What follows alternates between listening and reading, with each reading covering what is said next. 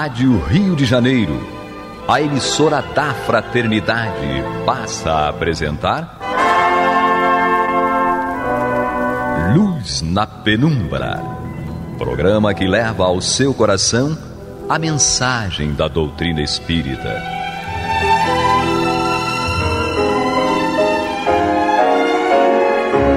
E com vocês, João Nogueira, para estudos de obras póstumas de Allan Kardec.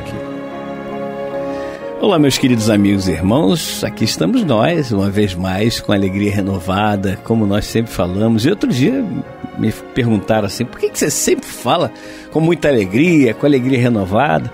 Porque, gente, é muito bom a gente estar estudando a doutrina espírita, estudando o Evangelho de Jesus, estudando essas coisas que são fundamentais na nossa vida. A gente liga a televisão, tem um monte de notícia que, caramba, a gente olha e fala, meu Deus do céu, o mundo vai deixar de existir, eu vou deixar de existir.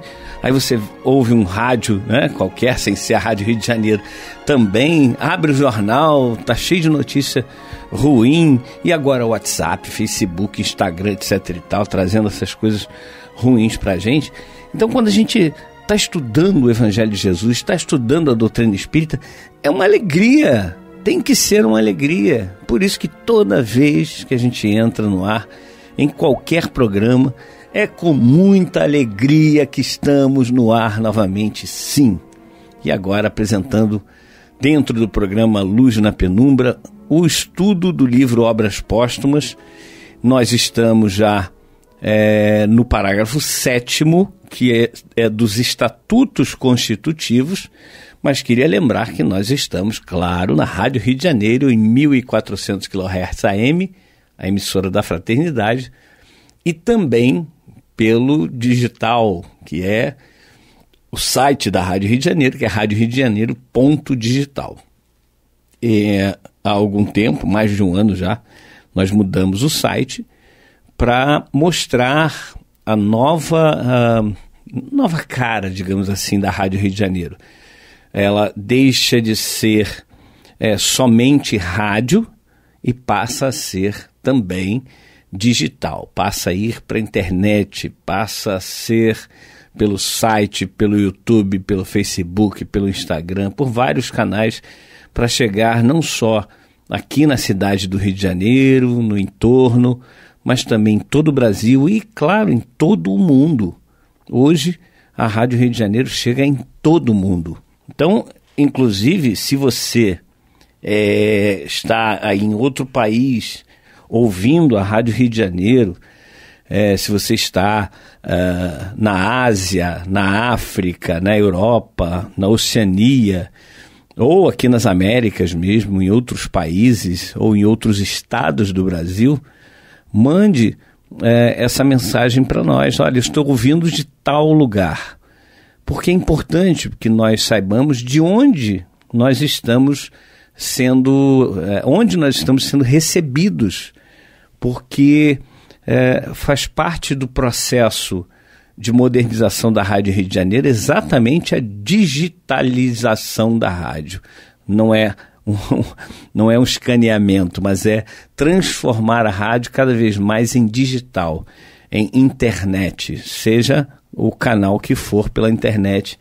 Então, mande seu recadinho para o WhatsApp da Rádio Rio de Janeiro, que é o 21 984867633. 984867633 é o WhatsApp da Rádio Rio de Janeiro. Aí você manda um recadinho, olha, João perguntou no Luz na Penumbra, no estudo de obras póstumas, de onde nós estamos ouvindo, de onde eu estou ouvindo, de onde eu estou acompanhando a programação da rádio. Eu acompanho a programação da rádio de tal lugar, que aí a gente já pode colocar no mapa, no nosso mapa, os ouvintes que nós temos em cada parte desse mundo, desse planeta maravilhoso que é o planeta Terra. Vamos então dar continuidade ao estudo do livro Obras Póstumas, como disse, parágrafo 7º, os Estatutos Constitutivos. E Kardec, então, ele diz o seguinte: a redação dos Estatutos Constitutivos deve preceder a toda execução, Se for confiada a uma assembleia, preciso é que antecipadamente se determinem as condições que devam preencher os que sejam encarregados do trabalho. A falta de base prévia, a divergência de pontos de vista, possivelmente as pretensões individuais, sem falar das intrigas dos adversários, poderiam produzir dissídios. Trabalho de tão grande alcance não pode improvisar-se. Demanda longa elaboração, conhecimento das necessidades reais da doutrina, conhecimento esse adquirido por meio da experiência e de sérias meditações. Para que haja unidade de vistas, harmonia e coordenação de todas as partes do conjunto, tem ele que promanar da iniciativa individual, ressalvada a possibilidade de receber mais tarde a sanção dos interessados. De princípio, porém, será necessária uma regra, um rumo traçado, um objetivo determinado. Estabelecida a regra, caminha-se com segurança, sem tateamentos nem hesitações. E vocês notam a questão básica ali que Kardec está nos colocando, que é a organização. Nós precisamos organizar o nosso centro espírita. Nós precisamos organizar a nossa instituição. E precisamos profissionalizar essas nossas instituições. Muitas vezes as pessoas acham que ser dirigente, ser diretor de uma instituição espírita é só ter boa vontade. Não. É preciso que quem queira realmente dirigir uma casa espírita, seja ela qual for, inclusive a Rádio Rio de Janeiro, possa se preparar para cumprir aquele cargo, entre aspas, né? A gente não fala um cargo como se fala na iniciativa privada, né? Como se fala nas instituições que visam lucro, mas a gente fala de cargo no sentido de encargo, está encarregado de tal. Então, hoje, o João está encarregado da diretoria financeira da Rádio Rio de Janeiro. Ótimo. Roberto Vitorino está encarregado de ser o presidente da Rádio Rio de Janeiro. Valdenir, o vice-presidente, por aí vai, né? Então, nós temos esses encargos. Se nós não temos capacidade profissional para cumprir as exigências que o encargo exige, nós precisamos nos aprimorar. Não tem ninguém para assumir essa tarefa aqui. Tá bom, então vou me preparar, vou fazer um curso, vou buscar na internet. Na internet tem muita coisa grátis e que você pode aprender. É claro que tem que ter cuidado para ter uma fonte confiável. Então vamos lá nessa fonte, vamos buscar o aprendizado, vamos buscar nos capacitar para estarmos à frente de uma instituição espírita. Porque nós vemos que cada vez mais isso é necessário, para que não aconteça de daqui a pouco a casa está fechando, porque não houve um planejamento, não houve uma organização, não houve capacitação dos seus membros. Todas as pessoas que estão dentro de uma instituição espírita devem se aprimorar. Mas eu não tenho tempo porque a minha profissão me exige. Bom, eu gosto muito da expressão que um amigo, logo do início, quando eu entrei lá na Casa do Caminho, na Vila da Penha, o Damião, ele falou assim: a gente só tem tempo para aquilo que a gente dá prioridade. A gente só tem tempo para aquilo que a gente realmente acha importante. Então, é claro que a gente tem tempo. É claro que nós temos tempo. Se vocês forem ver, tem muita gente no movimento espírita que realmente, se você olhar para a vida da pessoa, você fala assim, como é que ela consegue fazer tanta coisa num dia de 24 horas e principalmente nesse momento em que o tempo parece que está voando? É porque a pessoa tem a prioridade é aquela. Se não colocar à frente, se não colocar como prioridade, então não vai ter tempo mesmo, não vai ter condições. Então Kardec aqui está traçando a organização, está fazendo um planejamento, está mostrando como é que se começa. Vamos então continuar o texto. Todavia, como a ninguém é dado possuir a luz universal, nem fazer perfeito o que quer que seja, como um homem pode equivocar-se acerca de suas próprias ideias, enquanto que outros podem ver o que ele não vê, como seria abusiva a pretensão de quem quisesse impor-se por qualquer título, os estatutos serão submetidos à revisão do Congresso, que haja de reunir-se mais proximamente, o qual poderá fazer-lhe as retificações que pareçam convenientes. Acabamos de modificar o estatuto da Rádio Rio de Janeiro, na verdade da Funtarso, né? Fundação Cristã Espírita e Cultural Paulo de Tarso, que é a instituição que realmente é a Rádio Rio de Janeiro. A Rádio Rio de Janeiro é uma marca. Rádio Rio de Janeiro é uma marca. A instituição é a Funtarso. Então nós acabamos de revisar o estatuto da rádio, já mandamos para o Ministério Público e aguardamos a aprovação do Ministério Público desse estatuto para colocarmos em prática. Por quê? Porque é o que Kardec está colocando aqui. Ninguém é perfeito. Nós ainda temos visões distintas, visões equivocadas, pensamentos equivocados. Então é preciso que nós, ao longo do tempo, vamos revendo aquilo que está ali no estatuto, para que, inclusive, se faça uma adaptação aos tempos em que vivemos.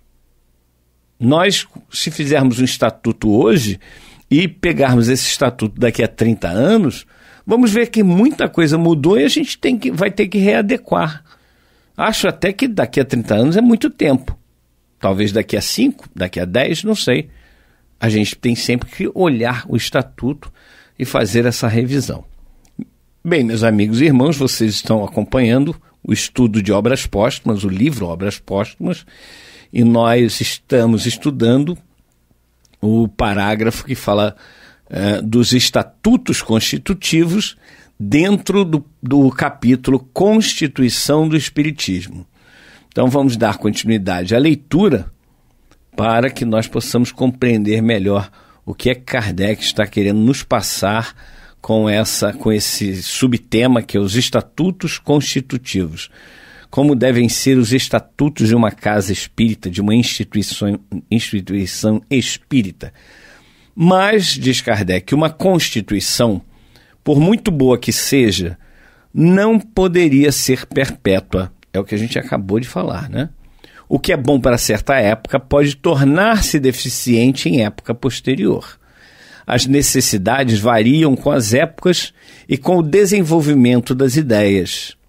Se não se quiser que com o tempo ela caia em desuso ou que venha a ser postergada pelas ideias progressistas, será necessário caminhe com essas ideias, dá-se com as doutrinas filosóficas e com as sociedades particulares o que acontece em política e em religião.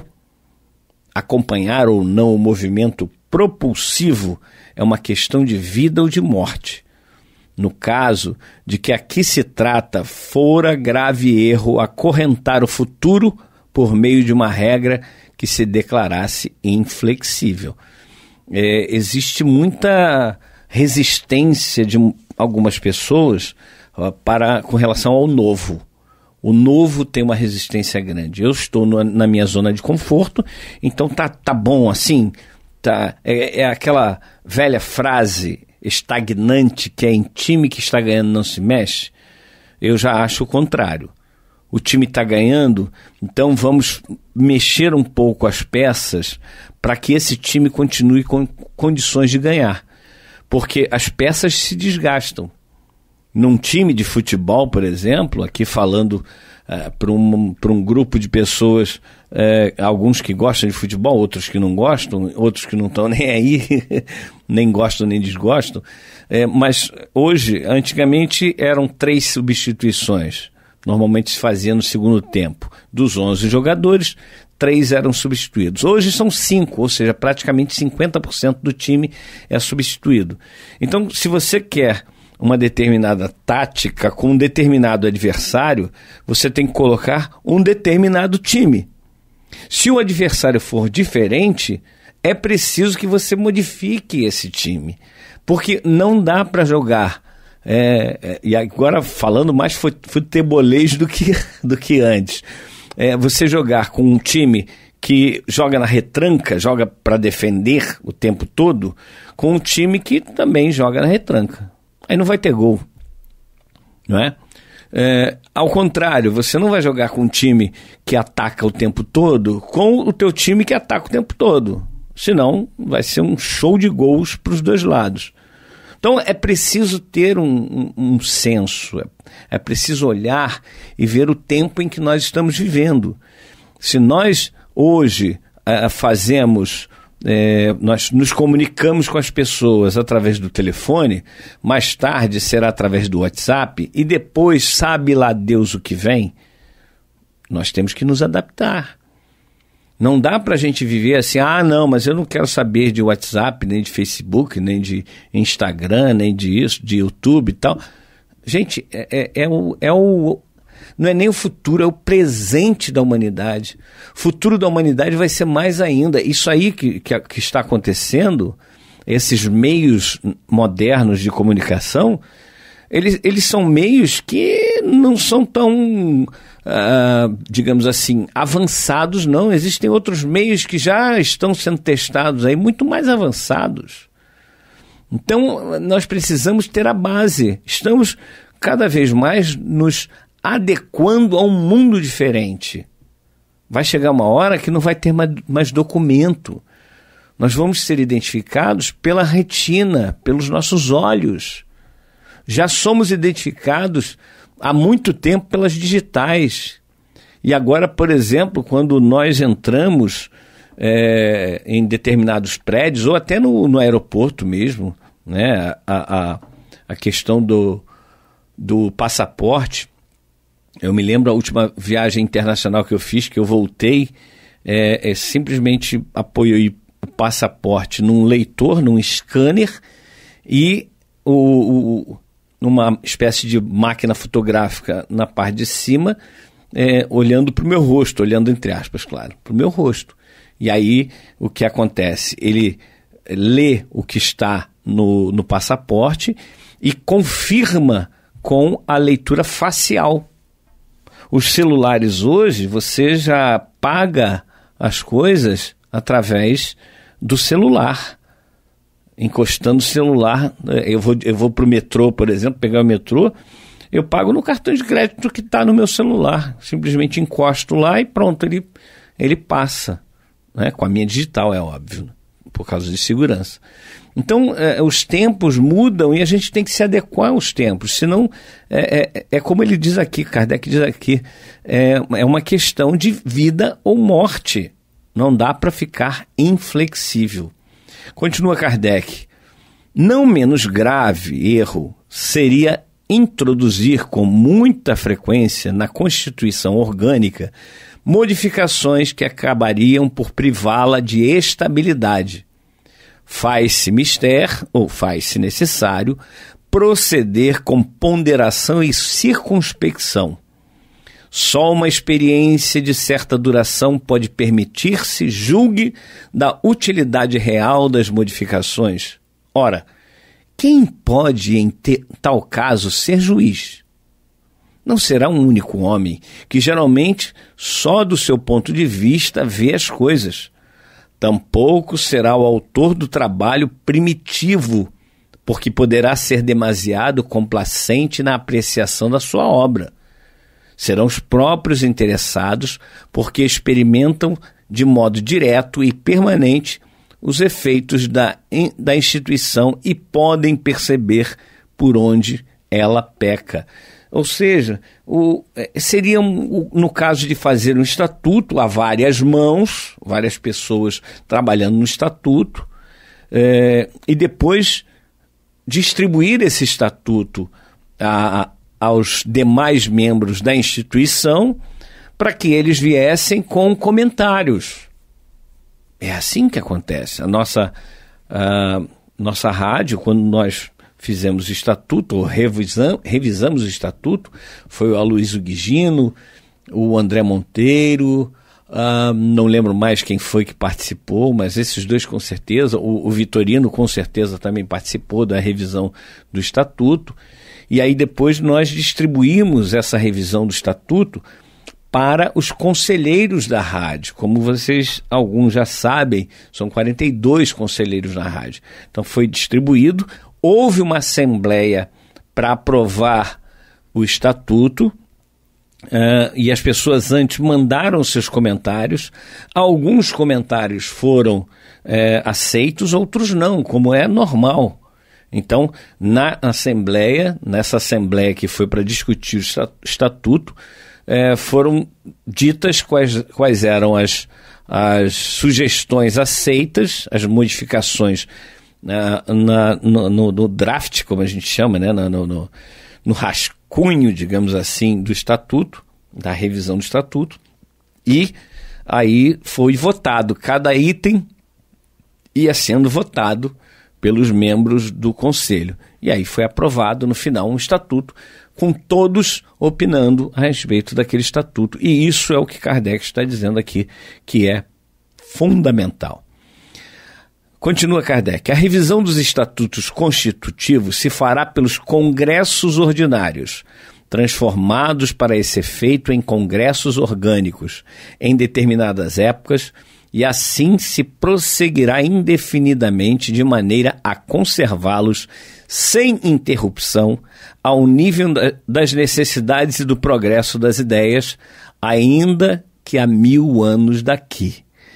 Olha como Kardec ele estava muito, muito, muito à frente da sua época. Fazer um documento que ele possa ser revisado periodicamente, constantemente, e que ele se adeque ao tempo que está vivendo. Continuando a leitura. Sendo periódicas e conhecidas antecipadamente as épocas de revisão, não haverá cabimento para se fazerem apelos nem convocações especiais. A revisão constituirá não apenas num direito, mas também um dever do Congresso da época indicada. Inscrever-se-á, de antemão, na sua ordem do dia, de sorte que não estará subordinada à boa vontade de quem quer que seja, e ninguém poderá arrogar-se o direito de decidir, firmado na sua autoridade particular, se a revisão é ou não oportuna. Se depois de lidos os estatutos, o Congresso julgar desnecessária qualquer modificação, declará-los-á mantidos na íntegra. É assim que funciona. Sendo forçosamente limitado o número dos membros dos congressos, atenta à impossibilidade material de reunir neles todos os interessados, para que os que se reúnam não fiquem privados das luzes dos ausentes, todos estes poderão, qualquer que seja o lugar do mundo onde se encontrem, enviar à Comissão Central, no intervalo de 2 congressos orgânicos, suas observações, que serão postas em ordem do dia do congresso vindouro.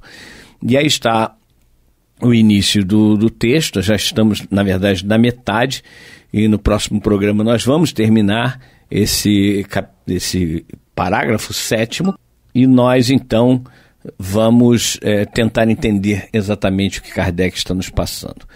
Nós ficamos por aqui hoje, até a próxima oportunidade, se Deus assim permitir. Você está ouvindo o programa Luz na Penumbra.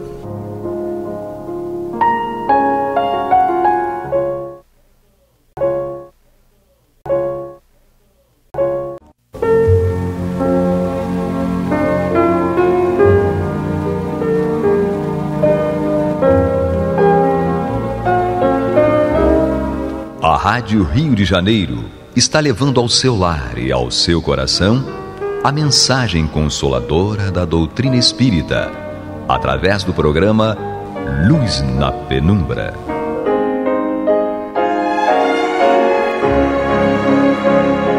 E com vocês, Antônio de Pádua Barbosa, para comentar o Evangelho segundo o Espiritismo, da obra codificada por Allan Kardec. Olá, meus amigos, muito boa noite. Mais uma vez estamos aqui para dar sequência ao programa Luz na Penumbra, programa no qual nós fazemos comentários a respeito do Evangelho segundo o Espiritismo de Allan Kardec. Nós, no último programa, demos início ao estudo do capítulo 11, Amar o Próximo como a si mesmo. E nós já estudamos aqui o item 1 e o item 2, e já demos uma pequena explicação a respeito do que se trata essa proposta de Jesus, que para nós amarmos ao próximo como a nós mesmos, né? Vem desde a história da escolha do mal dos mandamentos, amar a Deus sobre todas as coisas, e desemboca em amar ao próximo como a si mesmo.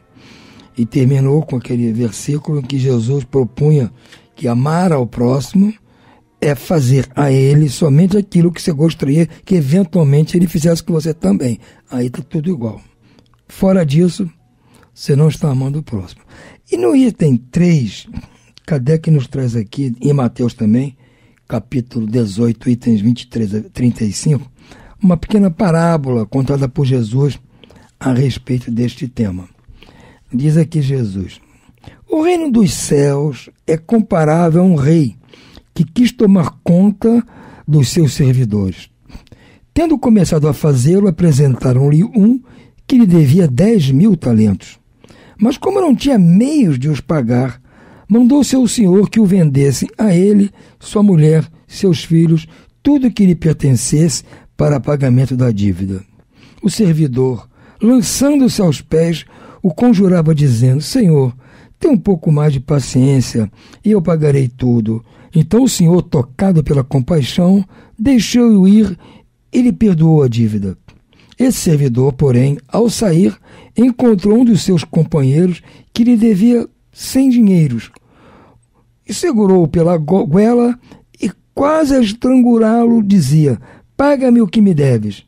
O companheiro, lançando-se a seus pés, o conjurava, dizendo: tem um pouco de paciência e eu pagarei tudo. Mas o outro não quis escutá-lo e foi-se e mandou prender, para tê-lo preso até pagar o que lhe devia. Os outros servidores, seus companheiros, vendo o que se passava, foram extremamente aflitos e informaram ao Senhor do que acontecera. Então o Senhor, tendo mandado vir à sua presença aquele servidor, lhe disse: meu servo, eu te havia perdoado tudo o que me devias, porque me pediste. Não estavas desde então no dever de também ter piedade do teu companheiro, como eu tive de ti? E o Senhor, tomado de cólera, o entregou aos verdugos para que o retivessem até que ele pagasse tudo o que devia. É assim que o meu Pai, que está no céu, vos tratará se não perdoardes do fundo do coração as faltas que vossos irmãos houverem cometido contra um de vós. Então Jesus faz aqui uma figuração para nos dar uma ideia desse jogo, que nós já estamos estudando desde aquele capítulo que falava da bem-aventurança aos misericordiosos. Aquele toma lá da casa do bem, como eu disse outra vez, é o jogo do frescobol. Você joga a bola boa para lá, essa bola boa para cá. Não é verdade? Nosso irmão aqui, servo, devia, foi lá, falou com o rei se deu bem, jogou uma bola boa para ele aqui, ó, está perdoado. O que ele faz? Ele retribui a bola boa. Não, ele encontrou um outro companheiro que devia só 100 dinheiros, foi lá e que prendeu o camarada. Não entendeu o espírito do jogo. Então o senhor teve que chamar a responsabilidade e mandou prendê-lo. É claro que Deus não vai nos prender, literalmente. Mas nós é que vamos nos encerrar na prisão do arrependimento, da tristeza. Porque nós fizemos isso. Não perdoamos, vamos amanhã não ser perdoados também. Não vamos ser misericordiosos, não vamos receber misericórdia. Essa que é a ideia. Amar o próximo é isso. É fazer com ele aquilo que gostaria que fizesse contigo. Se você gostou que o rei perdoou a sua dívida, você devia ter feito o mesmo com a outra pessoa. Ué, se você gostou, foi bom, por que você não vai querer o bem do outro? Então, aquele negócio de egoísmo. Orgulho. Aí eu consegui com o rei porque eu sou o tal. Aquele ali não vai conseguir nada aqui comigo. Caiu do cavalo. Então, a proposta do Cristo não é uma proposta difícil. Nós é que não queremos parar para pensar na proposta, para ver como ela é possível de ser feita. E não vamos deixar para resolver em casos gravíssimos, como é o caso aqui, de uma dívida de 10 mil talentos. Entende? É como se você devesse aqui, talvez, 10 mil reais a um banco. O banco facilitasse a sua vida para pagar. Não, você paga a perder de vista, aí te perdoa metade dos juros, sei o quê, faz aquele esquema e você sai de lá. Bom, agora eu posso resolver. Aí enquanto um fulano te deve 100 reais, você quer passar o carro em cima? Não tem como. Se você ficou feliz que o banco foi condescendente com você, você tem que repassar isso para os outros. É assim que funciona, é uma corrente do bem, corrente do amor. Você está sendo ali um empecilho, um elo fraco nessa corrente. Mas você vai pular fora. Como diz Jesus, você vai lá para onde haverá pranto e ranger de dente, porque você que buscou ser intransigente. Então a proposta do Cristo não é nada difícil de ser atendida. Nós podemos ter dificuldades por causa das nossas próprias dificuldades pessoais, da nossa ignorância. Mas se nós resolvemos abrir mão do nosso orgulho, da vaidade, da prepotência, da soberba, nós não vamos ter muita dificuldade de atender o Cristo. Kardec agora vai nos propor aqui o comentário dele a respeito desses 3 itens que eu narrei no programa passado e agora mesmo. Esses 3 trechos do Evangelho de Mateus. Diz aqui Kardec: amar o próximo como a si mesmo, fazer pelos outros que gostaríamos que os outros nos fizessem, é a expressão mais completa da caridade, porque resume todos os deveres do homem para com o próximo. Não podemos encontrar guia mais segura a tal respeito do que tomar como medida do que devemos fazer aos outros aquilo que desejaríamos para nós mesmos. É como eu disse, isso é um parâmetro perfeito. Não tem como eu dizer que não sei o que quer fazer o bem para os outros, eu não sei o que quer fazer a caridade, eu não sei o que quer amar o próximo. Veja bem, cara, diz aqui. É só se pôr na posição do outro e ver como você gostaria de ser tratado.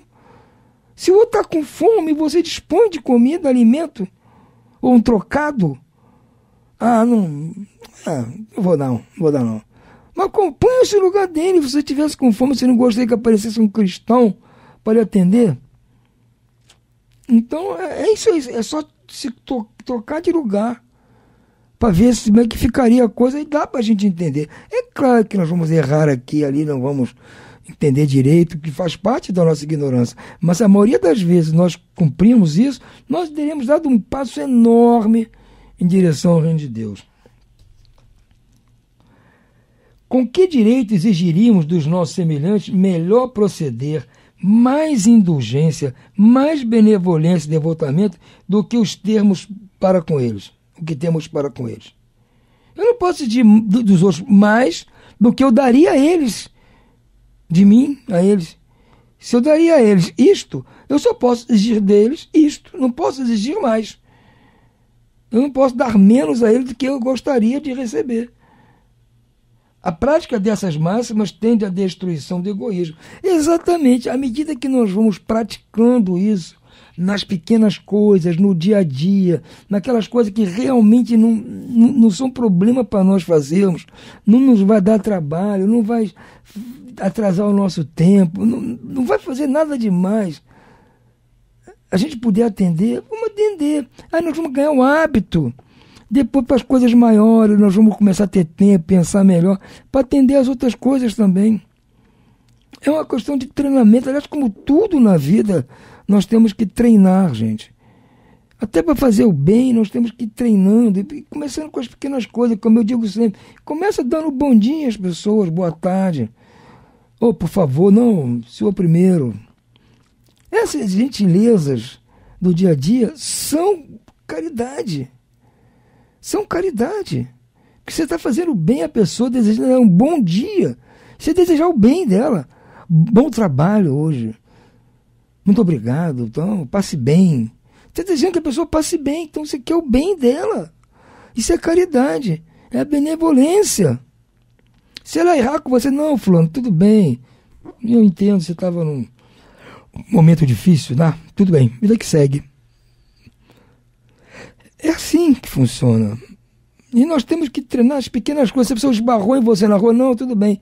É um esbarrãozinho. Amanhã depois, se uma coisa grave, você já está tão treinado a não responder mal às pequenas dificuldades, que numa grande você também vai ter mais paciência, mais jeito de não responder também. Tem que começar com as pequenas coisas, gente. Não queiramos ser os grandes caridosos, os grandes benfeitores da humanidade, os grandes amantes do próximo. Não existe isso no nosso nível. Vamos parar com isso. Não tem, para nós não dá ainda. Vamos nos ater aqui ao nosso meio campo. Não tem como nós agirmos de outra forma. Então, eu penso que o caminho traçado aqui por Jesus tem toda, assim, perspectiva de ser sucesso. Não tenho a menor dúvida disso. Como segue Kardec aqui. Quando os homens as adotarem, essas práticas, como regra de conduta e como base de suas instituições, compreenderão a verdadeira fraternidade e farão que entre eles reine a paz e a justiça. Não mais haverá ódios nem dissensões, mas apenas união, concórdia e benevolência mútua. Esse último parágrafo aqui é perfeito. Isso é para ser moldurado. Ou então nós imprimimos, tiramos, fazer uma xerox pequenininha, plástica, botar dentro da carteira para não esquecer. Porque olha só como grande isso que está aqui.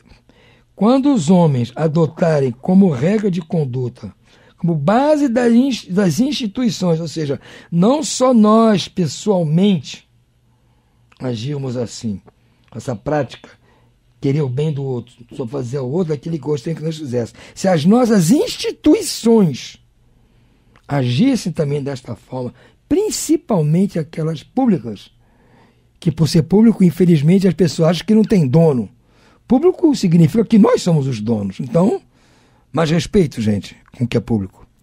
Se essas instituições também agirem dessa forma, nos atenderem da mesma maneira como gostariam de ser atendidos, porque um dia elas vão estar do outro lado do balcão também. Então, se nos atenderem assim, vai ficar diferente. Então, nós compreenderemos a verdadeira fraternidade e faremos jus que entre nós reine a paz e a justiça. Porque quando nós agimos uns com os outros desta forma, nós estaremos começando a dar início a que vai ser assim, a base de todo o planeta de regeneração. O planeta de regeneração, ou seja, a Terra do futuro, vai ser regido por uma única religião, uma única ordem, chamada fraternidade. Nós vamos agir uns com os outros como irmãos. E aí sim o mundo vai ficar em paz. Eu falei outro dia aqui, até no programa com o Valdenir. O Chico Xavier perguntado qual seria a religião do futuro. Disse, a religião do futuro eu não sei, mas ela já tem nome. Fraternidade. O John Lennon falou a mesma coisa naquela canção Imagine. Uma fraternidade entre os homens, a Brotherhood of Men. Ele fala isso lá no... Imagine um mundo onde será só uma fraternidade entre os homens. Então, gente, nós temos que começar agora a ser fraternos, tratar o outro como irmão. Entendem? Isso é que é importante. Eu gostaria de ter um irmão consanguíneo, não tenho, nunca tive. Mas eu imagino o que é ter um irmão. Eu vejo entre a minha mulher e meu cunhado, o irmão dela, como eles se amam, como se tratam bem. Eu fico assim, puxa vida, que bacana. Isso aqui que seria o melhor para todos nós. É o que Kardec está dizendo assim. Se nós resolvemos de hoje em diante passar a adotar como nosso lema, só fazer ao outro aquilo que gostaria que o outro me fizesse, eu estarei amando o próximo como Jesus pediu e, consequentemente, amando Deus, eu estou gerando a fraternidade entre mim e as outras pessoas. E vamos ver se o mundo não vai ser melhor. Vamos ver se nós não vamos nos sentir melhor com nossos vizinhos, com nossos parentes, com nossos colegas de trabalho, quando nós decidirmos, com nossos colegas de centro espírita também, não é? Vamos falar aqui entre nós, né? Na hora que nós agimos assim uns com os outros, vocês vão ver que o mundo vai estar muito melhor, gente. Vai ter uma paz. Será que nós não gostaríamos de ser conhecidos como aqueles que deram início a essa situação para o futuro do nosso planeta? Tem muita gente preocupada com o ambiente, eu acho que é válido, preocupada com os animais, com aqueles índios, com os outros nossos irmãos, com o clima. Eu acho super válido. Claro que temos que nos preocupar com tudo isso. Isso é super importante. Mas eu acho que antes de tudo isso vem o meu irmão do lado. Não adianta eu me preocupar com tudo isso e tratar mal o meu vizinho, tratar mal o motorista do carro do lado, tratar mal a pessoa no elevador, tratar mal o meu parente, o meu subordinado, ou o meu chefe, o meu colega.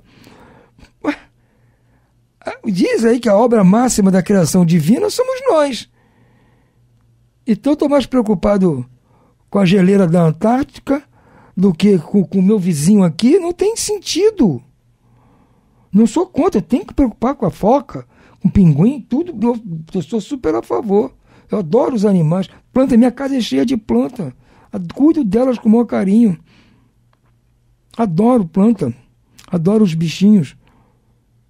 Mas, entre os bichinhos, as plantas, o ar que eu respiro e o meu vizinho do lado, eu tenho que tratar bem o meu vizinho. Eu tenho que amar o próximo, gente. Não entendam isso. Eu não estou dizendo para não fazer.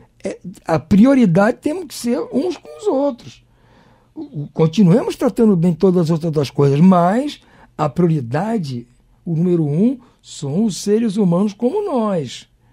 Não vamos nos esquecer disso. Senão, quem somos nós?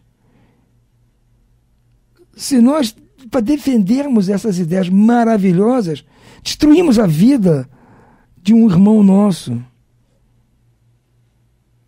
Não tira a vida, literalmente, mas destrói uma carreira, muitas vezes, com injúrias contra uma pessoa qualquer, por causa dessas histórias de clima, de meio ambiente, e de animais. Destrói a vida de uma pessoa. Então vamos parar e botar o pingo nos is. Amar o próximo é outro ser igual a mim, prioritariamente. Se nós não fosse prioridade fosse os outros reinos, nós não nos alimentaríamos deles. Que nós nos alimentamos dos vegetais e dos animais, até dos minerais também, né? Como a água, como o sal. A gente se alimenta de tudo aqui. Ou nós vamos dar prioridade a essas coisas do que o nosso irmão? Essas coisas que estão aqui a nosso serviço tem que estar bem tratadas, claro, eu vou ser servido por elas. O ar vai ser melhor para eu respirar? Ótimo. Mas o ar está a meu serviço. Agora, eu tenho que estar a serviço do meu irmão. Sei lá. Só um pensamento aqui. Vamos focar nossa prioridade uns com os outros. É que é importante. Pais e filhos, irmãos com irmãos, vizinhos, colegas de trabalho, estranhos na rua. Temos que ter harmonia com eles, todos. Em primeiro lugar está aqui, não sei o que estou falando, é o Cristo. Kardec termina aqui esse trecho de explicação, meu ponto de vista, brilhantemente. Quando nós agimos assim, o mundo vai ser uma fraternidade. Aí essas outras coisas não vão ser maltratadas, elas vão ser bem tratadas também. Nós vamos nos tratar bem uns aos outros e vamos continuar tratando as outras coisas, os mundos vegetais, o mundo animal, o ambiente, bem também. Não vamos tratar mal a eles, do jeito nenhum. Porque eles estando bem, todos nós vamos estar bem também. O que eu não posso é inverter a ordem do processo. Por isso que nós estamos com dificuldade. Vamos pensar. Na verdade, o Cristo era perfeito, Allan Kardec seguiu fielmente seus passos, facilitando para nós o entendimento dessas explicações. Certo, meu povo? Vamos ficando hoje por aqui. Desejo a vocês votos de muita paz e muito boa noite. Até a próxima, se Deus quiser.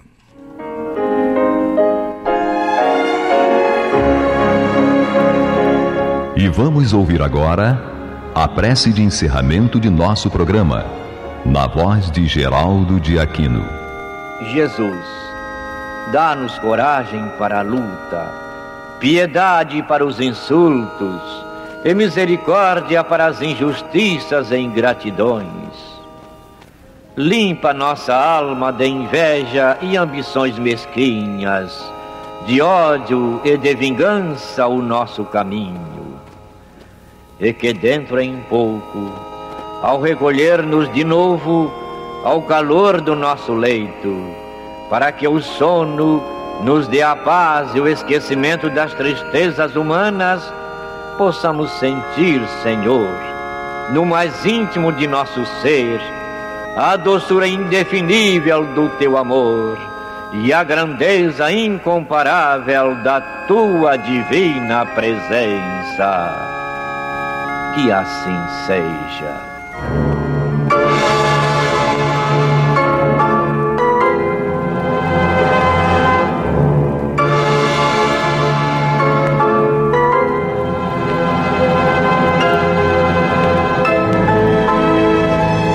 Acabamos de apresentar o programa Luz na Penumbra, que voltará a ser apresentado amanhã às 21 horas nesta emissora.